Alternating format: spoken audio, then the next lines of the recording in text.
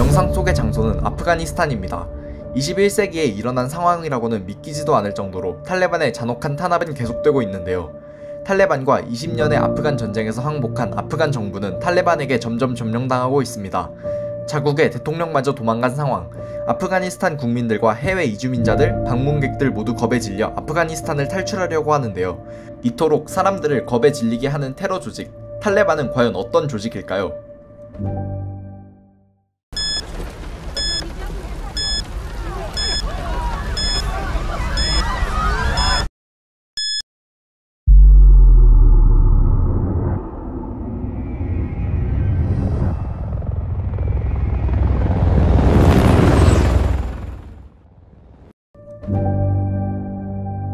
탈레반은 1994년에 만들어진 이슬람 극단주의 반군 테러 조직입니다.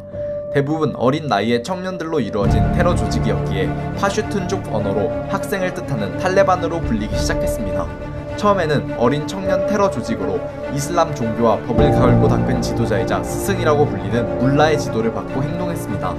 하지만 아프가니스탄에서 치러진 대소련 전쟁을 통해 강력한 반군 조직이 되었습니다. 이 전쟁 중 미국이 소련 저항 세력에 많은 지원을 했는데 그중 탈레반에게도 지원을 했습니다. 이러한 막대한 지원과 파키스탄의 보호 아래에서 강력한 군사, 정치 조직으로 변신한 탈레반의 군사력은 점점 강해집니다. 이후 소련이 아프가니스탄에서 철수한 뒤 탈레반은 중동에서 가장 강력한 세력으로 부상했고 다른 반군 세력과의 내전 끝에 지난 1996년 아프가니스탄을 장악했습니다. 1996년부터 2001년까지 아프가니스탄을 통치한 탈레반은 이 시기 동안 위법행위나 인권 침해를 자행했습니다. 이들은 여성의 교육을 전면 금지했고 집안에 감금시켰습니다. 부르카 착용을 의무화한 것은 물론 여성들의 사회활동을 전면 금지하였고 심지어 집 밖에 여성이 외출하는 것도 막았습니다. 특히 아프가니스탄은 예로부터 여성들이 남성들과 동등한 교육을 받았고 사회활동도 다른 이슬람권 국가들보다 훨씬 활발하게 벌였던 국가였기 때문에 여성들에 대한 이 같은 탄압이 가져온 충격은 더욱 컸습니다. 이들은 이렇게 짧은 집권 기간 동안 비타협적이고 극단적인 이슬람 원리주의 세력으로 변했고 아프가니스탄을 넘어 세계를 위협할 만한 테러 조직으로 성장했습니다. 2001년 9월 11일 우려했던 끔찍한 테러가 미국에 발생했습니다.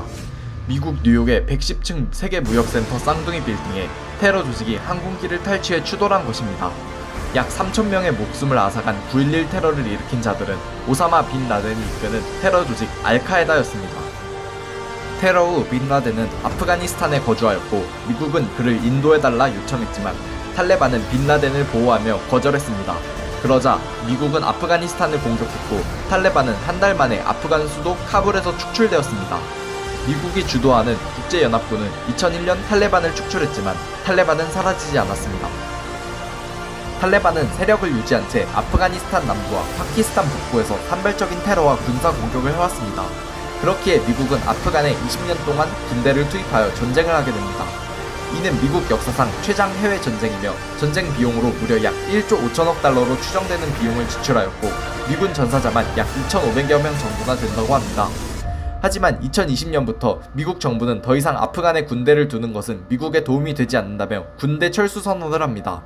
트럼프 전 대통령이 선언한 후 정권이 교체되었고 바이든 대통령이 철수 작전을 통해 올해 20주년을 맞는 9.11 테러를 맞이하여 2021년 9월 11일까지 아프간 주둔 미군을 모두 철수하기로 하였습니다. 미국 군대가 철수를 시작하자 탈레반은 기다렸다는 듯이 도시를 하나씩 점령하더니 고작 열흘 만에 아프간 수도 카불까지 점령합니다. 아프간 대통령은 해외로 도피했고 정부는 항복을 선언하며 이 전쟁은 다소 허무하게 막을 내립니다. 카불이 점령될 위기에 처하자 무수히 많은 돈을 챙겨 가장 먼저 도망간 무책임한 아프간의 대통령과 서서히 파병 미군을 줄이는 것이 아닌 한 달여간의 모든 미군을 철수시키게 한 미국 정부에게 비난이 쏟아지고 있습니다. 상황이 심각해지자 미국은 미군 3,000명을 일시적으로 아프간에 파병하였고 국제연합기구도 이 상황에 대한 대처를 준비하고 있습니다. 하지만 지난 날보다 앞으로의 미래가 더 중요합니다. 과연 탈레반이 어떤 정치를 할지 많은 관심과 비판이 필요합니다. 극악무도한 공포정치를 실현했던 정부였고 지금 정권을 잡은 탈레반의 지도부도 과거와 크게 다를 바가 없는 강경파이기 때문에 더욱 주의해야 합니다.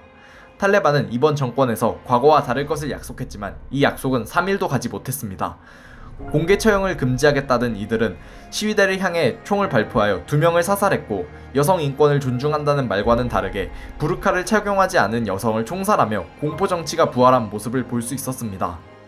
세계 다양한 종교, 문화, 정치 성향은 존중받아야 합니다. 하지만 그 과정에서 비인간적인 행위가 동반된다면 우리는 이를 용납하면 안 됩니다. 윤리적으로 문제가 있는 문화라면 그 가치는 없다고 생각합니다.